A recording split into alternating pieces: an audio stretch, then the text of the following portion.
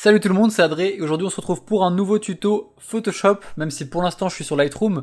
Ça va être du Photoshop vraiment très basique, très simple, vous montrer deux outils vraiment simples et très faciles d'utilisation et surtout vous parler en fait de l'importance de la couleur et donc on va parler un peu de couleurs complémentaires et de l'intensité, de la luminosité des photos. Donc pour pouvoir, une fois qu'on a une bonne photo, qu'elle est retouchée, comment on passe encore au stade supérieur pour vraiment qu'on enlève tout ce qui est un peu parasite sur l'image. Donc là par exemple, il y a une photo que j'ai déjà retouchée. Hop, je vais enlever tout ce qui nous gêne un peu. Donc les raccourcis c'est I pour changer, pour enlever et masquer le nom, et T pour masquer la barre du bas. De toute façon ça s'écrit quand on clique dessus. Donc là voilà, j'ai retouché cette photo. Je sais pas si je peux vous la montrer avant. Voilà, avant, après. Et on va la passer du coup sur Photoshop pour retoucher tout ça et perfectionner ça comme il faut. Donc clic droit, Edit in, Adobe Photoshop CC 2019. Ou peu importe la version de votre Photoshop que vous avez. Donc voilà, ça c'est ouvert dans Photoshop. Et là on va pouvoir analyser un peu donc, la photo, les couleurs, la luminosité, qu'est-ce qui va pas. Donc déjà ce qu'il faut se rendre compte c'est qu'en fait notre œil est attiré par la lumière. Donc forcément on va voir, enfin notre œil va, comme je dis, va être attiré par la lumière. Donc forcément toutes les zones plus lumineuses doivent être centrées, doivent être focalisées ou en tout cas doivent avoir un intérêt pour notre photo. Donc si on dézoome et qu'on le met en noir et blanc, donc avec le filtre ici noir et blanc, on va encore plus s'en rendre compte de ce qui est lumineux ou pas. Donc ici on voit une zone lumineuse, ici, les flashs, etc. Donc on sait que notre centre d'intérêt c'est celui-là, c'est Lord Esperanza, c'est la scène, cette partie basse de la composition, et le reste qui va un peu complémenter ça, mais on veut pas que ça prenne le dessus. Donc hop, on peut enlever le noir et blanc. Moi j'utilise pas, mais c'est juste pour vous faire un peu une idée. Peut-être qu'on peut mieux se rendre compte des nuances de gris. Donc là moi ce que je vois en premier c'est cet iPhone là, on voit directement. Enfin pour moi j'ai l'impression que hop on voit ça. Ça me gêne un peu. Là cette bout de lumière là il sert un peu à rien. Ceux-là ils sont cool parce que tu montes la foule et tout. Mais ce bout là, ce bout, son visage ici, et les petits bouts de visage ici, pas sûr que ça soit vraiment très utile. Cette lumière là toute seule, elle est un peu toute seule, donc ça fait un peu bizarre. Ce flash aussi, il est un peu bizarre, et là il y a un peu des reflets dans les lunettes, ici une petite ombre, et surtout tous les petits trucs qu'on retrouve au sol, comme les petites impuretés, et normalement il y a même un gaffeur. Donc voilà, tout ce que j'ai dit, ça s'applique quand même. Donc on voit ça qui est un peu trop lumineux, ça, et encore plus ce truc-là et ce truc-là. Donc on va essayer d'enlever tout ça. Donc pour commencer, on va faire un nouveau calque. Donc c'est Command Shift N. Donc ça va ouvrir un petit onglet Nouveau calque. Hop, voilà. Ou vous pouvez cliquer en bas ici pour créer un nouveau calque. Ensuite, il y a deux outils du coup dont on va servir. C'est l'outil J. Donc c'est celui-là, c'est l'outil Spot Healing Brush Tool. Donc il y a plusieurs versions de cet outil. Donc il y a le Spot Healing et le Healing tout simple. Donc nous on va servir du Spot Healing qui est un outil complètement automatisé et qui est incroyable. Donc si je zoome sur cette partie, je prends l'outil, je m'assure bien d'avoir un échantillonnage de tous les calques. Parce qu'en fait ce qu'il fait c'est qu'il va analyser les pixels et il va les remplacer par ce qu'il pense être... parce qu'il pense que tu veux que tu le remplaces en fait. Donc si tu prends pas tous les calques, comme tu es sur un calque vide, et bah il y a du vide quoi, donc il va remplacer du vide par du vide, ça va pas se voir. Alors que là il va aussi analyser les calques qui sont en dessous, donc la photo. Et donc si je colorie sur ça, hop, ça a disparu. Trop fort, incroyable. Pour moi c'est une merveille de technologie, vraiment trop fort. On va enlever hop la main en haut avec le flash. On a carrément enlevé tout le bras. Cette petite tache de lumière, les reflets dans ses yeux, ça là, une bague qui reflète. Là on va bien zoomer pour pas lui enlever la tête, mais vraiment juste les reflets. Un peu bleus là qui sont trop lumineux. En fait c'est des détails, mais quand tu vois le avant-après, tu te rends compte que ça attire vraiment l'œil en fait pour rien. Donc moi j'aime bien être un peu pointilleux sur les détails pour avoir vraiment des images propres et qu'on se concentre vraiment sur ce qu'on veut montrer. Donc je vais aussi enlever ce flash du coup, cette main. Là cette lumière du coup elle a plus lieu d'être. Et ce reflet sur cette main non plus. Voilà, là il y a un petit reflet aussi. Nickel. Si ça peut vous aider, vous pouvez laisser le filtre noir et blanc. Comme ça vous voyez bien direct ce qui est en couleur. Et comme il est au-dessus en fait, vous le laissez bien au-dessus du calque. Comme ça, il n'y aura pas d'impact. Une fois que vous modifiez quelque chose, vous pouvez l'enlever. Alors que si vous faites l'inverse, vous mettez le calque en dessous, il va créer des pixels noir et blanc, vu qu'il va analyser du noir et blanc. Alors, donc il faut bien le laisser au-dessus, si vous vous en servez. Moi je vais pas m'en servir je pense, vu que j'ai déjà un peu l'habitude, mais ça aide quand même parfois. Donc voilà, on a ça. Donc voilà, c'est cet outil J qui est vraiment super pratique, le spot healing. Ensuite il y a la deuxième version, que je vais vous montrer tout de suite. Hop, donc pour celui-là, hop, on reprend le calque.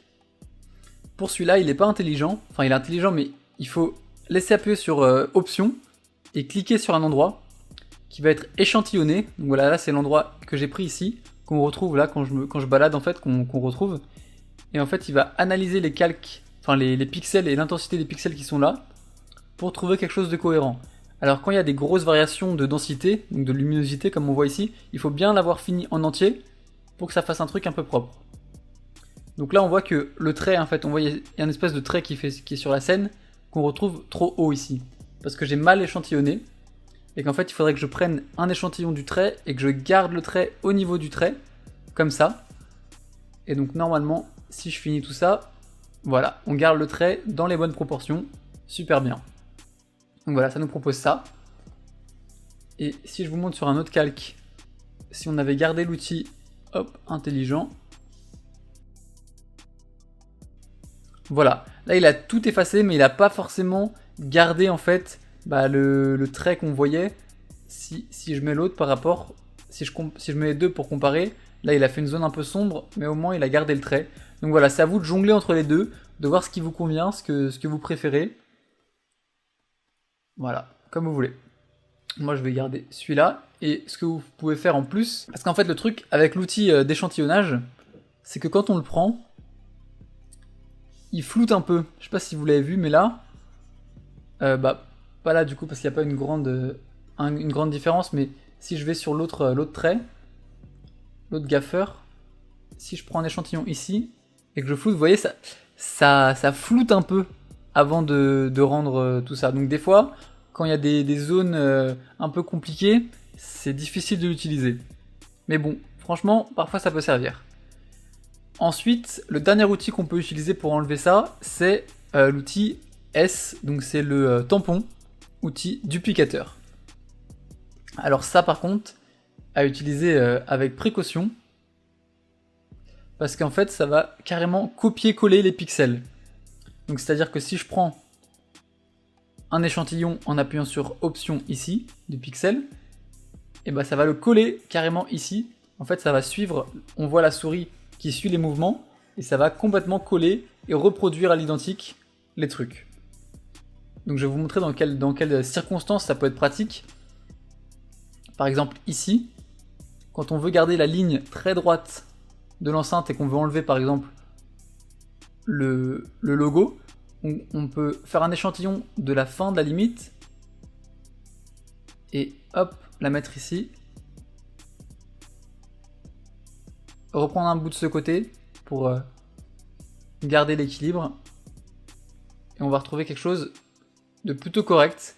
Et si on veut, on peut du coup après prendre l'outil J, donc qu'on a vu tout à l'heure, l'outil intelligent, hop, et repasser un trait à la liaison des deux pour qu'il mixe un peu tout ça. Voilà. Donc voilà, moi j'avoue que l'outil que j'utilise le plus, c'est l'outil intelligent, la brosse intelligente, parce que tu vois, il suffit de passer un trait, un point, t'appuies, et en général il est assez intelligent. C'est vraiment dans les cas un peu plus complexes que je vais utiliser l'outil de clonage, et dans des cas encore plus variés, ça dépend vraiment du type de détail que tu as. que tu peux utiliser l'outil de tampon de clonage, c'est-à-dire la deuxième version, celle où il y a un échantillonnage mais qui est un peu flou. Donc voilà, là je vais finir ça et ensuite je vous montre ce que ça... Là franchement on a un truc pas mal. Il n'y a rien qui me choque vraiment. Ah si, à part ça, peut-être c'est un peu trop proche. Il y a un peu la même couleur, du coup on voit pas que c'est un flash. Peut-être enlever juste ce flash. Et là ça va faire un truc bizarre du coup, vu que il va pas être capable de recréer forcément l'iPhone. On va essayer de faire un truc bien. Donc avec l'outil tampon de duplication, je vais prendre un peu là et copier ici. Prendre un peu de matière ici. Et la décaler. Un peu comme ça. Je vais essayer de lui laisser son logo quand même. Parce qu'on paye assez cher Apple pour montrer aux autres qu'on achète du Apple.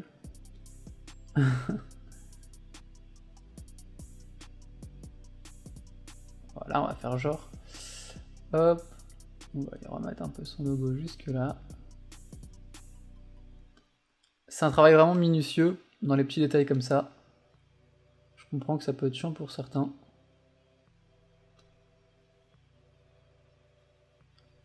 C'est pas ouf, mais après, en même temps, c'est une photo qu'on va voir à cette distance, donc franchement, c'est parfait.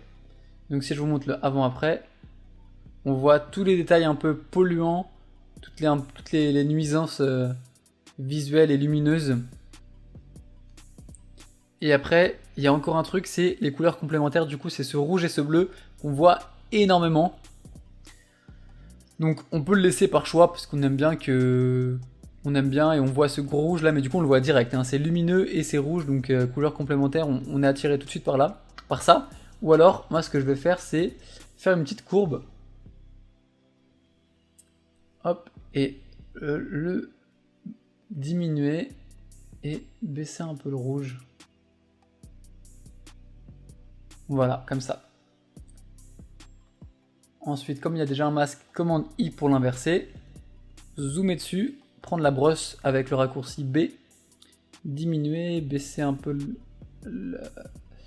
la dureté. Oula, baisser la taille de la brosse. Et venir peindre, hop, par-dessus. En faisant X, on passe du noir au blanc et je peux remettre du détail que je voulais. Par exemple là ces bords un peu trop sombres. On va repasser encore. Ok.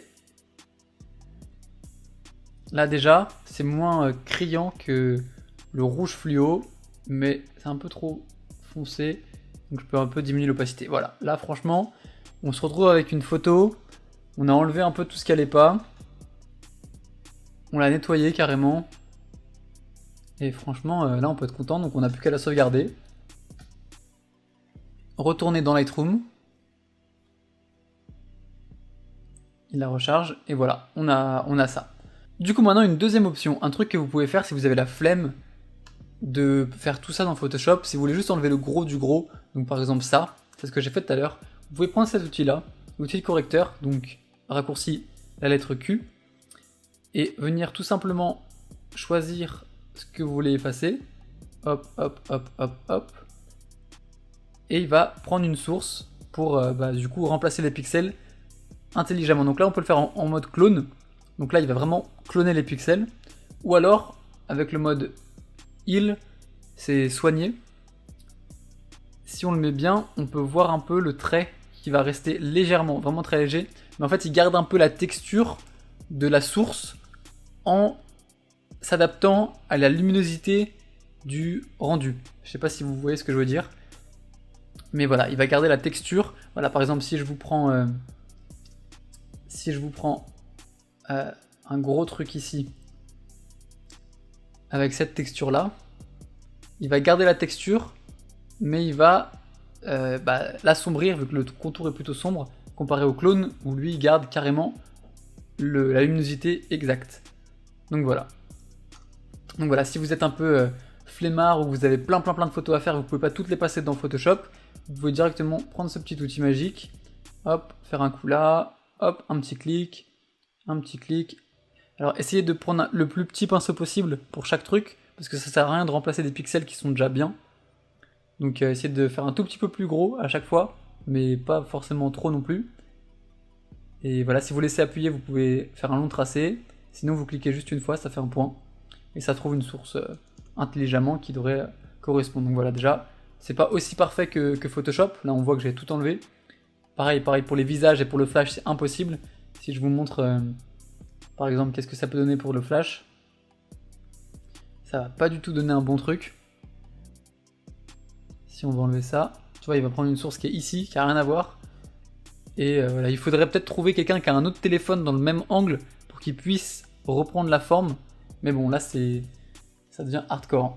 Comparé à ce qu'on a fait donc à côté, si je vous passe, qui est quand même pas exceptionnel, c'est un peu tremblotant, mais ça fait grave le taf.